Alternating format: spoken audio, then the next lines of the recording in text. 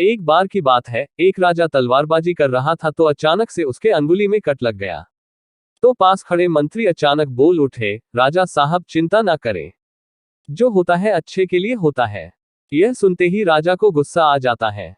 राजा उस मंत्री को कारागृह में बंद करने का आदेश दे देता है और बोलता है इसको फांसी पर चढ़ा दिया जाए। यह सुनकर मंत्री घबरा गया। उसने राजा से निवेदन किया, महाराज, मैंने आपके यहाँ इतने वर्षों तक काम किया है, क्या आप मेरी अंतिम इच्छा पूरी नहीं करेंगे? राजा बोला, ठीक है, बताओ क्या है तुम्हारी अंतिम इच्छा?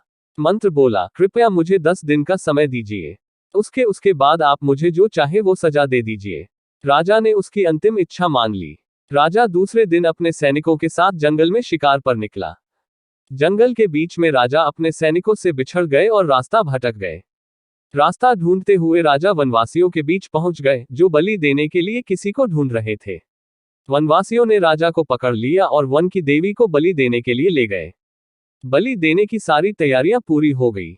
जैसे ही राजा को बलि देने के स्थान पर ले जाया गया, वहां खड़े बुजुर्ग की नजर राजा की खंडित अंगुली पर पड़ी।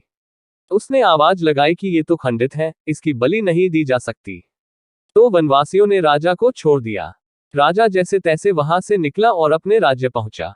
सबसे पहले कारागृह में अपने मंत्री से मिलने पहुंचा। राजा ने मंत्री से कहा, आपने सही कहा था, अगर मेरी अंगुली नहीं कटी होती तो मैं जिंदा नहीं होता, यानी जो होता है वो अच्छे के लिए होता है। राजा ने फिर पूछा, मेरा तो फायदा हुआ, लेकिन आपका कैसे फायदा हुआ? मैंने तो आपको सजा दी। मंत्री बोला, मैं आपके साथ शिकार पर हमेशा रहता हूं, उस दिन भी रहता, लेकिन मेरे खंडित नहीं होने के कारण मेरी बलि चढ़ जाती, इसलिए मेरे साथ भी जो हुआ अच्छा हुआ। राजा प्रसन्न हुआ, लेकिन छोटी सी बात पर मंत्री को सजा देने का दुख भी हुआ। इसलिए राजा ने मंत्री को कारागृह से निकलकर फिर से अपने साथ रख लिया। शिक्षा, मॉरल दोस्तों, अपने जीवन में भी बहुत से उतार चढ़ाव आते रहते हैं। कभी कभी कुछ चीजें मन मुताबिक नहीं होती हैं। इस कारण से कभी निराश नहीं होना चाहिए।